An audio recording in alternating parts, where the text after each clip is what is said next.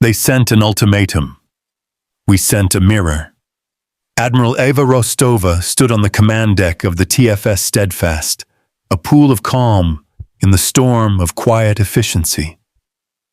Around her, the bridge hummed with the lifeblood of a fleet holding its breath, the soft chime of a sensor sweep the low thrum of the inertial dampeners vibrating through the deck plates. Before her, the main holographic display rendered the Viridian system in stark tactical light. The jewel of the system, a civilian colony of 3 million souls, was a sapphire marble caged by the jagged blood-red icons of the Kiran Ascendancy fleet. An ultimatum timer, stark white against the void, counted down in the upper corner of the display. It read 71 hours, 58 minutes, and 12 seconds. Solon confirmed their doctrine. Rostova said, her voice a low anchor in the quiet tension. Her gaze never left the tactical display, tracing the patrol vectors of the Kiran battleships.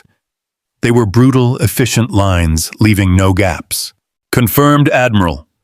The fleet mind's voice replied, smooth and genderless, emanating from the air itself. The Kiran Ascendancy adheres to the doctrine of inevitable submission. Ultimatums are non-negotiable. Compliance must be total.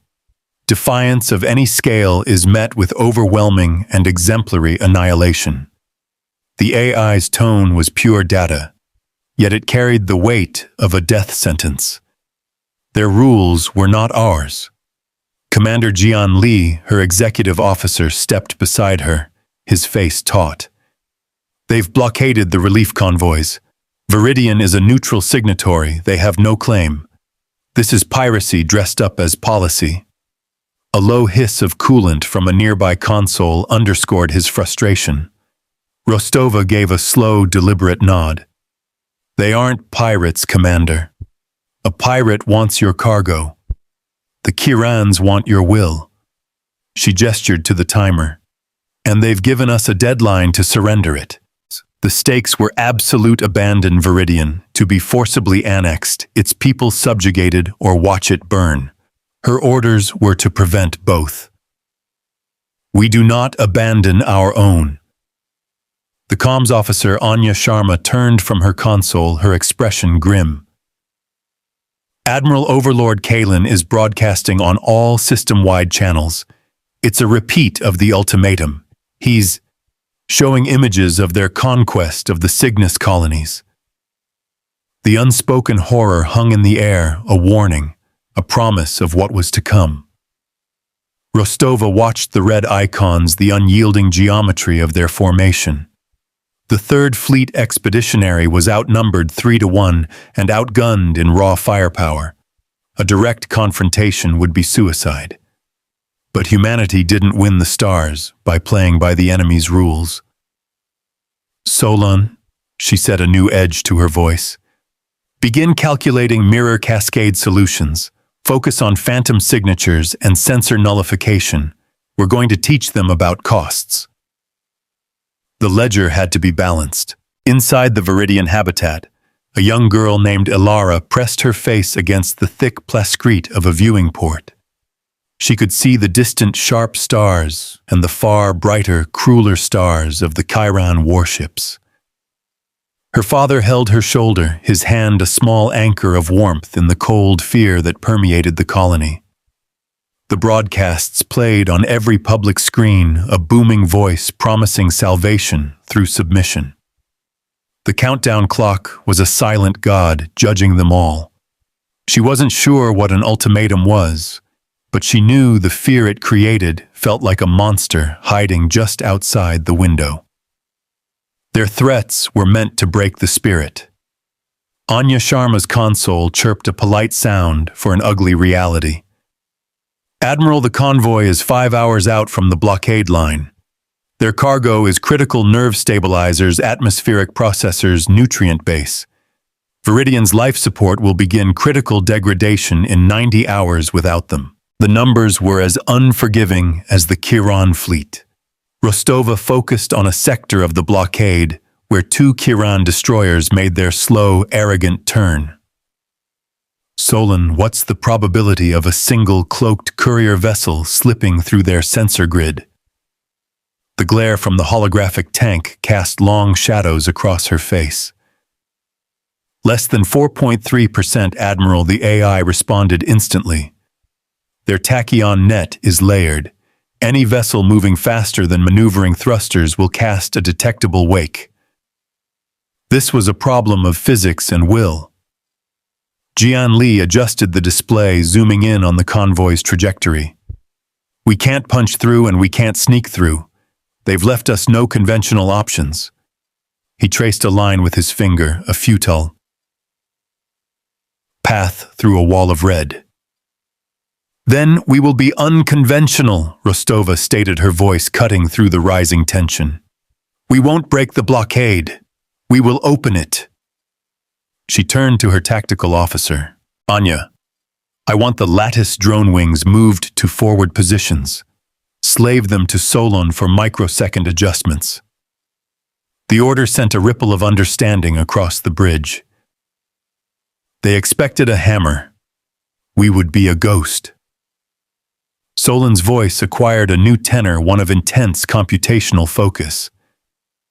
Calculating Phantom Fleet deployment. Optimal vector for drawing their attention is a flanking approach from Viridian's primary moon. It is a predictable textbook maneuver. Exactly. Rostova agreed. They are creatures of Doctrine. They will expect a desperate flanking attempt. Give them one. A low vibration ran through the deck as the drone wings were moved into their launch tubes, a promise of action. The plan was audacious. The lattice was not a weapon system. It was a network of thousands of small, specialized drones and a half-dozen larger emitter ships. Each drone could catch an incoming sensor ping, LiDAR, tachyon, gravimetric, and reflect it perfectly, either back to the source to create a null space or to a different point in space to create a ghost. It was a system for painting lies onto the canvas of the void. We would teach them to distrust their own eyes. Commander Lee, you will command the convoy escort, the Pathfinder, and the Horizon. Your task is to stay within the null shadow of the lattice and make the final run once the corridor is clear. Rostova's orders were crisp and clear. In the main fleet, Jian asked, his eyes fixed on the overwhelming Kiran numbers. The Steadfast and the capital ships will provide the anchor for the lattice. We will be the ones holding the mirror, she said. The console glare reflected in her pupils, making them glitter like distant stars. We will show them a fleet that isn't there, and they will react. They would pay for every shadow we cast. As the third fleet began to move, the civilian vignette played out in the convoy. On the bridge of the lead freighter, the Starlight, carrier captain Evaaz nervously wiped sweat from his brow. His ship was filled with hope in the form of sterile medical containers. He was a merchant, not a soldier. The heartbeat of his own ship's systems, usually a comforting rhythm, now felt like a frantic drum. He watched the human fleet icons on his display begin their slow, deliberate dance. He was trusting 3 million lives, including his own, to a strategy he could not comprehend. Lattice deployment in 3, 2, 1, Anya Sharma announced. The holographic tank shimmered. Thousands of tiny blue icons detached from the human fleet, spreading out like seeds thrown into the wind. A moment of silence, then the universe changed. On the Chiron displays, a new fleet blossomed into existence. A dozen human cruisers and a heavy carrier appeared on a hard burn, vectoring in from the system's moon. It was a classic, desperate flanking maneuver, exactly what their tactical manuals predicted from a cornered, inferior force. Enemy contact. The cry went up on the bridge of Overlord Kalen's flagship, the inevitable verdict. A significant human fleet detachment on an intercept course, Kalen sneered, his mandibles clicking in satisfaction. It was the arrogance of the lesser species. Predictable, he hissed. He pointed a clawed finger at the hologram. They are weak. They believe a simple diversion will save them. Redirect the 3rd and 4th battle groups to intercept and annihilate them. They took the bait.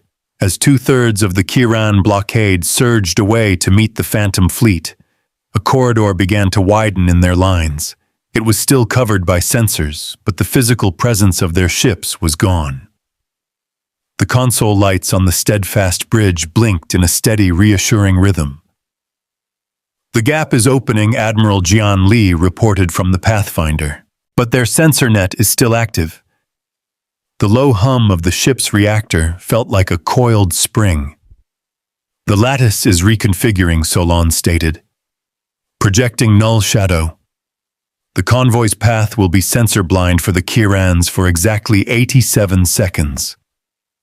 A thin, dark line appeared on the tactical map, a path of pure blackness through the enemy's gaze. 87 seconds, Commander Rostova's voice came over the comm. "Make them count. Hold the line. Open the path." The convoy surged forward, engines pushing the vessels as fast as they could go, without creating a detectable signature. For that brief window, they were invisible, deaf and dumb to the universe existing only within a bubble of manipulated reality. The deck of the Pathfinder vibrated with the strain of the engines. On the Kiran flagship, Overlord Kalen watched his forces converge on the Phantom fleet. "Fire a disciplinary volley," he commanded. "Show them the price of their foolishness."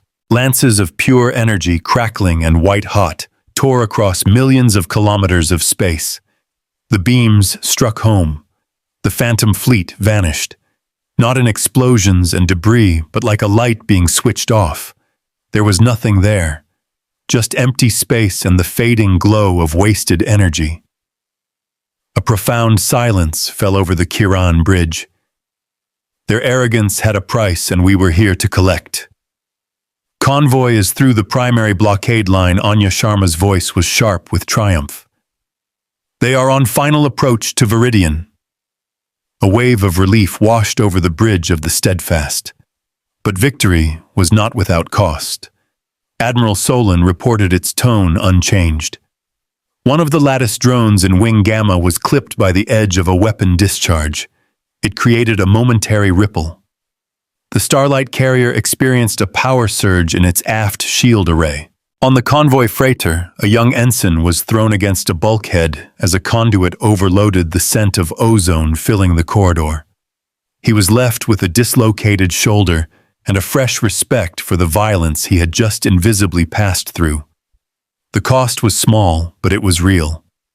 We pay our debts in flesh and steel. Overlord Kalen's rage was a palpable force on his bridge. He had been tricked, made a fool of by an inferior force using parlor tricks. The illusion was a deeper insult than an attack. He slammed his fist on the command throne. "They have defied the ultimatum. They have violated our authority." His voice boomed across his fleet's comms. "Tighten the blockade. Nothing gets in or out. And shorten the deadline. The colony will submit or it will be dust in 24 hours. The timer on the Steadfast's main display reset the numbers, now a bloodier shade of red. 23 hours, 59 minutes, 47 seconds. The first escalation had happened. We had won the skirmish, but the nature of the war had just changed. They learned the wrong lesson. "He's angry," Jian Li said, his ship now safely back in formation with the main fleet. "He's doubled the patrols. No drone, no decoy is getting through that again." The low thrum of the engines was a constant reminder of the power coiled around them. "Anger makes one predictable," Rostova countered. She was studying the replay of the Chiron energy weapon discharge. Solon analyzed the decay signature of that volley. Compare it against known Chiron energy profiles. "Already underway, Admiral," the AI replied. "There is an anomalous energy reading, a harmonic ghost that does not match their standard emitters. It is faint, almost undetectable. The console by Rostova's station flickered, displaying waves of complex data. This was the first mystery, the seed of a new plan. A ghost in their machine, a flaw in their perfection. Rostova filed it away. They believe we are weak, that we rely on tricks because we cannot face them. That is the core of their doctrine, Solon stated. They respect only overwhelming force. Any other approach is cowardice. Rostova nodded slowly. This fleet teaches by numbers and remembers by ledgers, never by collars. We do not seek to enslave, we seek to educate. Her eyes were fixed on the tactical map. And Overlord Kalen's education is about to enter its second phase. A new reckoning was coming. The ghost signal was a puzzle that Solon worried at for the next several hours. It was a whisper inside the Chiron fleet's comms, chatter, a low-power diagnostic signal using an archaic protocol. It repeated every 17 minutes, a pattern too regular for a malfunction. It was a deliberate signal hidden in plain sight. The signal originates from multiple points within the Chiron fleet. Solon reported its synthesized voice holding a note of something akin to discovery, but it is strongest near Kalen's flagship. I have decrypted the outer layer. It is not diagnostic. It is a data stream. The air on the bridge grew still. What kind of data? Rostova asked, leaning forward. The light from the display highlighted the intensity in her eyes. It is a ledger, Admiral Solon said. A private tally. It records every ultimatum issued, the forces deployed, the energy consumed in the disciplinary actions, and the calculated value of the assets seized after compliance. The AI paused. It also records the civilian casualties for every hour an ultimatum is defied. A cold accounting of a brutal philosophy. Jian Li stared at the display. It's a profit and loss statement for their entire doctrine. They are calculating the efficiency of their cruelty. The hiss of the vents seemed to grow louder in the shocked silence. It is more than that, Rostova murmured. It is a justification. A way for them to prove their way is superior, that it is efficient. She saw the opening. The flaw in their logic was not in their technology, but in their philosophy. They believe their ledger only has one side. The profits. We were about to show them the costs. The plan began to form not as a single brilliant stroke, but as a series of calculated steps. They could not break the blockade with force. They could not supply the colony indefinitely with tricks. Therefore, they had to break the will of the one giving the ultimatum. They had to turn his own doctrine against him. We are going to give him exactly what he wants, Rostova announced to her command staff. A clear shot, an open door. Commander Lee's eyes widened. Admiral, that's suicide. He'll obliterate the colony and our fleet with it. The vibrations of the deck plating felt suddenly ominous. He will think he is Rostova corrected. But what he sees will be another lesson. Solon, I want every lattice drone and emitter ship we have. We are going to build a corridor. They built a cage. We would forge a classroom. The second civilian vignette unfolded on Viridian. In a makeshift clinic, a doctor who had received the nerve stabilizers from the convoy was treating the young ensign with the dislocated shoulder.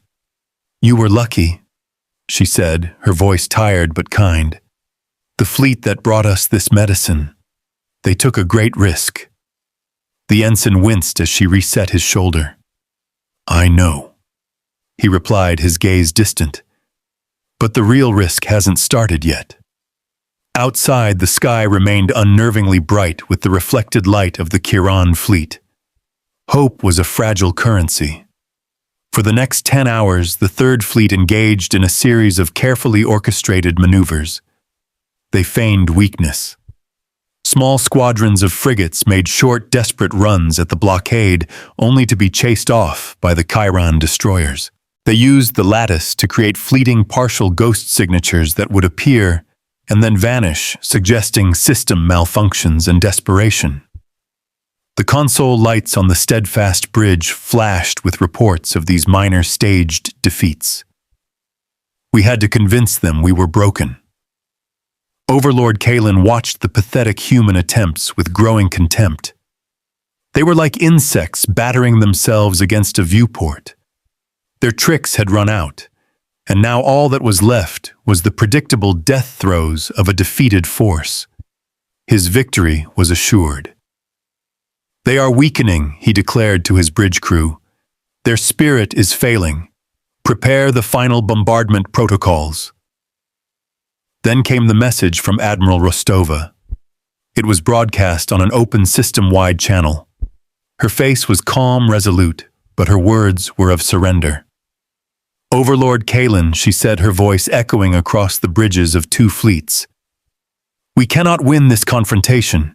We bow to your superior strength. We ask for terms. Allow the civilian population of Viridian to be evacuated, and the Third Fleet will withdraw from this system." A gambit built on the premise of defeat. Jian Li stood beside Rostova on the bridge, the open broadcast still hanging in the air. Solan probability of him accepting these terms. The hum of the ship was a low, steady heartbeat. "Zero, Commander," the AI replied without hesitation. "The doctrine of inevitable submission does not permit negotiated withdrawal. It views the request as a final insulting defiance. He will see it as an attempt to deny him the full totality of his victory."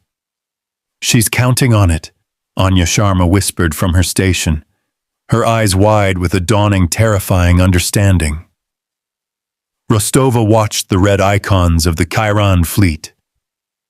"He will not accept our surrender. He will punish us for offering it. He would walk into the trap because he could not conceive of it as anything else." As if on cue, Kalen's reply thundered across the system. "Your surrender is not accepted. Your fleet will be annihilated. Your colony will be subjugated. There are no terms but submission." His voice was laced with triumphant fury. Then the human fleet began to move. In a slow, deliberate, and seemingly broken maneuver, the Third Fleet began to pull back from the colony. Their formation was loose, their movements sluggish, and as they pulled back, they did something extraordinary. They created a corridor, a vast, empty channel of space, clear of ships, clear of drones, leading directly from the Chiron fleet's position to the Viridian habitat. It was a perfect, unobstructed firing solution. A gift. A killing ground presented as an invitation. "Overlord." Kalen laughed. It was a harsh, grating sound. "They flee. They open the path for our judgment." He rose from his throne. "All ships advance formation. Move down the corridor. I want our guns in optimal range. I want the primitives on that station to see their fate arriving." His fleet surged forward. Battleships and cruisers, destroyers and carriers, a river of steel and fire pouring down the channel offered by their defeated foe. They were magnificent.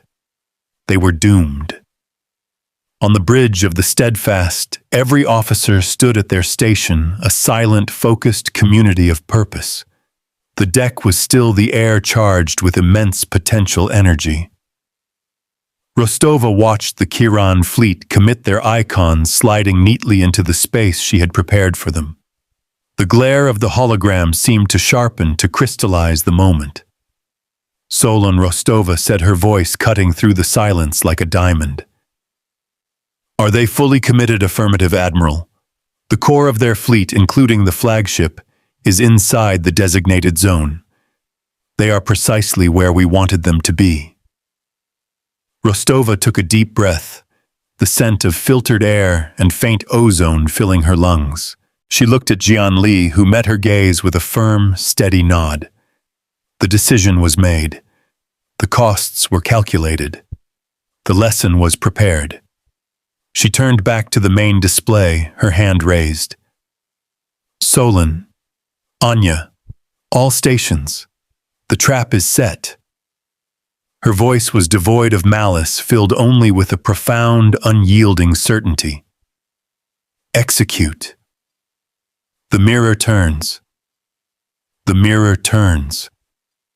The command was not a shout, but a closing circuit.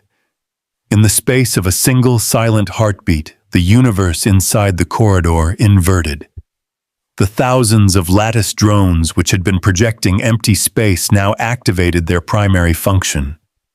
They caught every sensor emission that from the Kiran fleet, every radar pulse, every tachyon sweep, every gravimetric query, and reflected it back at the source, but with a terrifying twist.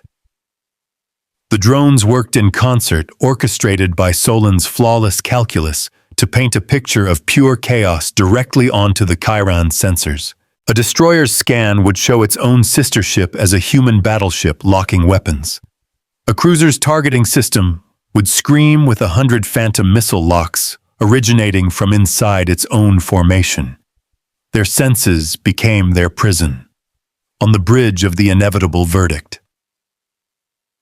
Overlord Kalen's triumphant sneer froze.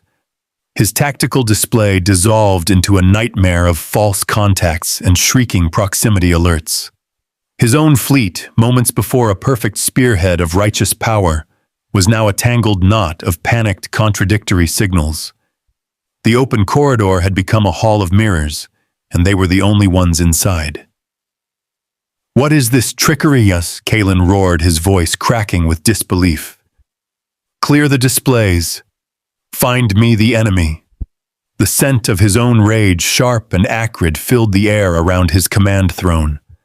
But there was nothing to find. The Third Fleet was a ghost, watching from the darkness outside the storm they had created. Their passive sensors drank in the data as the Kiran fleet began to turn on itself, their disciplined formation unraveling thread by thread. Now the real lesson began. "Solon, you have the key," Rostova said, her voice steady. "Open the ledger." The AI did not need further instruction. Using the access protocol it had decrypted from the hidden data stream, Solon bypassed the Chiron fleet's primary comms network. It piped a single clean data feed directly to the command displays of every Chiron captain. It was not a message of war. It was Kalen's own private accounting of the doctrine of inevitable submission. The tidy columns appeared on their screens. The energy expenditure for the subjugation of Cygnus. The acceptable civilian casualty figures. The projected resource seizure from Viridian calculated down to the last metric ton. And at the bottom, a running tally of the cost-benefit analysis. A cold equation that proved their entire way of life was not a noble crusade but a profitable enterprise built on terror. A doctrine of power is only strong while its costs remain hidden. Captain Joris of the Chiron destroyer. Unblinking eye stared at the numbers. He had fought for the ascendancy for 50 cycles. He had believed in their strength, their purpose, but the ledger showed no purpose. It showed only profit. He saw the projected casualty numbers for Viridian, the colony he was moments away from bombarding. It was a number he had never been forced to confront so starkly. The low hum of his own ship's life support systems suddenly sounded fragile. "Overlord," his comms officer stammered, "we are receiving an internal ledger. It appears to be your private logistical account." Kalen's fury became incandescent. "It is a human lie, a forgery. All ships ignore the false data, fire at will. Purge this system of their taint." The command to fire blindly was the doctrine's final perfect expression. But his captains hesitated. The data on their screens felt too real, too precise. It used their own internal metrics. As they paused, their ships still trapped in the sensor feedback loop began to drift. A frigate trying to evade a phantom torpedo sideswiped a destroyer. Shields flared a screech of tortured metal, echoing across the fleet's internal comms. The chaos was becoming physical. Jianli watched the scene unfold from the bridge of the Pathfinder. They're falling apart. He's lost control. The console before him showed the first instances of weapon discharge, small, panicked bursts of point defense fire striking the shields of their own allies. He was never in control, Rostova corrected softly. He was just riding the wave of an untested assumption that no one would ever hold up a mirror. She watched the flagship, the source of the madness. Kalen would not surrender. His pride, his entire identity was tied to the Doctrine. He would escalate. We must be ready to anchor the storm. As if hearing her thoughts, the inevitable verdict began to glow. A massive energy signature was building in its core. Admiral Solin's voice was sharp, cutting through the low thrum of the bridge.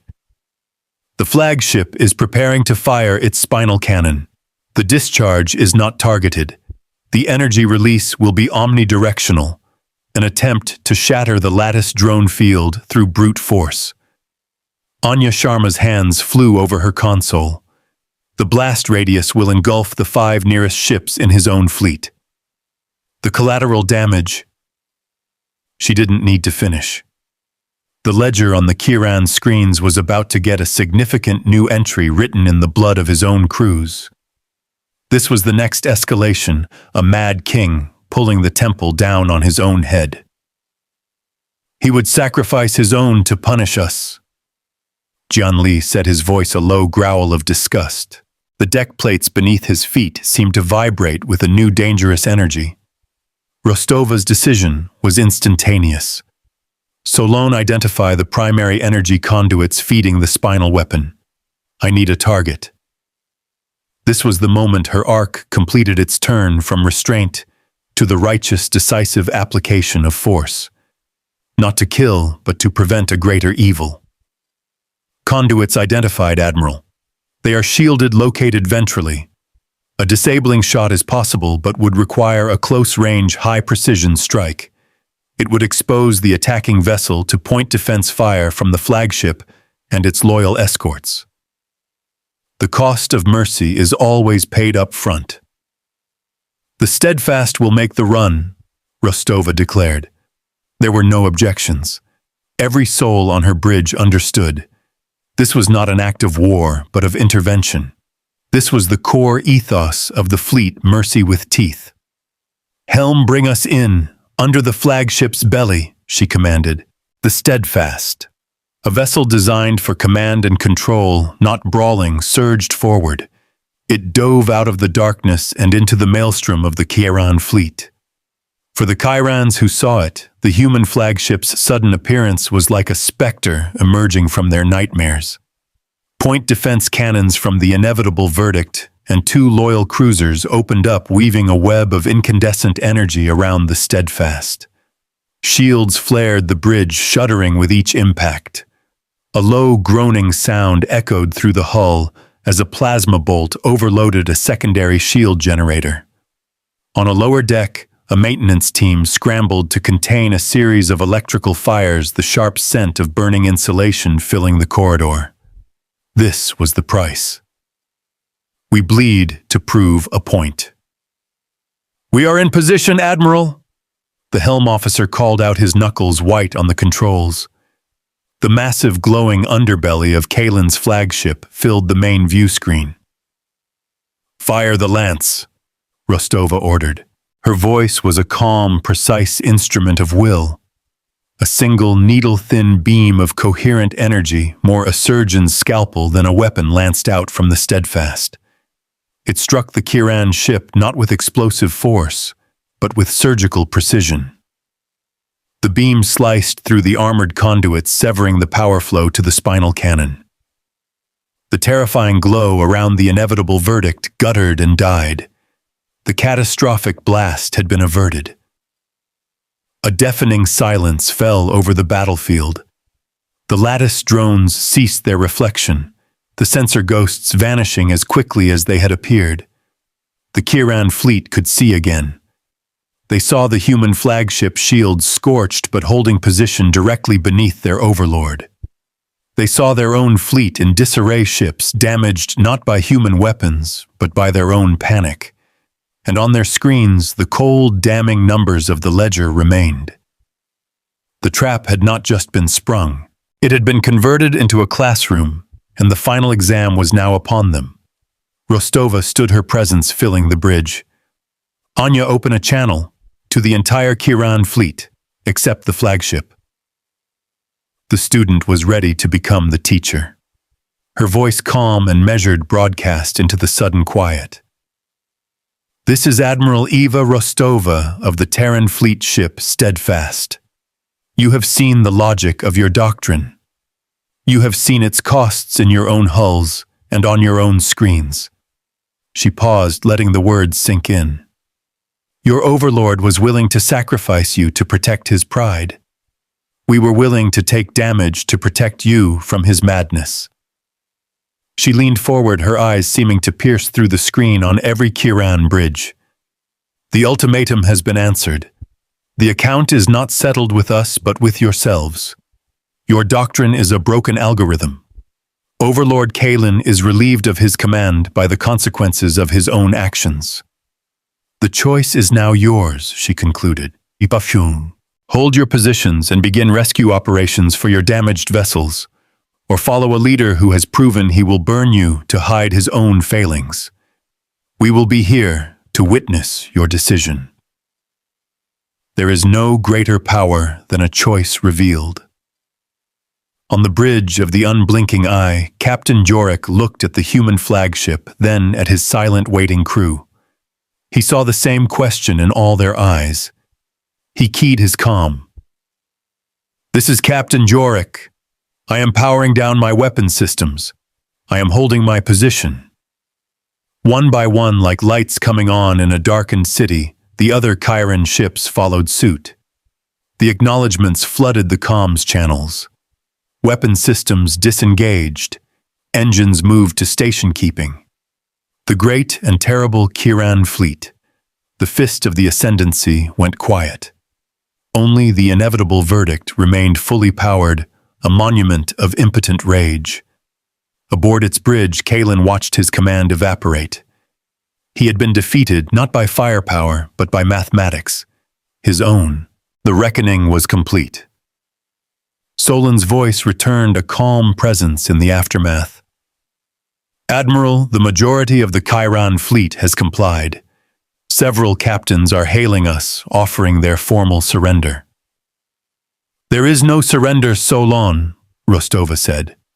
Only an understanding. She turned to Jian Li. Commander, coordinate with them. Help them with their wounded. She looked back at the hologram, at the red icons turning to a neutral blue one by one. The war was over. The lesson had been learned. In the days that followed, the consequences rippled out from the Viridian system. The public broadcast of Kalen's ledger, coupled with the testimony of his own captains, shattered the foundation of the ascendancy's expansionist policy. The doctrine of inevitable submission was formally and publicly rescinded, its very text stricken from their military academies. A new precedent was set. Broadcast across all interstellar public ledgers, an ultimatum issued is a debt recorded, and it will be paid by the issuer. On Viridian, Ilara stood at the same viewport, her father's hand once more on her shoulder. The last of the Kiran ships, now under the command of a council of captains, was preparing to withdraw from the system. The human fleet remained a silent, watchful guardian. The sharp, cruel stars were gone, replaced by the steady, reassuring lights of the TFS Steadfast. She didn't understand the politics or the strategy, but she understood the quiet that had settled over her home. The bridge of the Steadfast was calm. The faint scent of ozone from the shield overload had been scrubbed from the air, replaced by the familiar hum and hiss of a ship at peace. Rostova watched the last Kiran vessel warp out of the system. The mirror arrays of the lattice drones, their duty done, had cooled from a brilliant active silver to a dull resting pewter. The tactical display showed only friendly contacts and the peaceful blue marble of Viridian. Jian Li stood beside her. The Ascendancy Council has requested a formal inquiry. They want to learn how we did it. Rostova allowed herself a small, weary smile. She looked at the empty space where the enemy fleet had been a void, filled not with wreckage, but with change. We held a mirror up to a flawed equation. We showed them that the cost of domination is always higher than the price of respect. Strength isn't about making others kneel. It's about having the courage to stand on a balanced ledger and proving your worth through the integrity of your numbers. They built their empire on the idea that the will of the strong is the only law, but they never stopped to calculate the true cost of being feared. The universe does not bargain, but it always balances the books.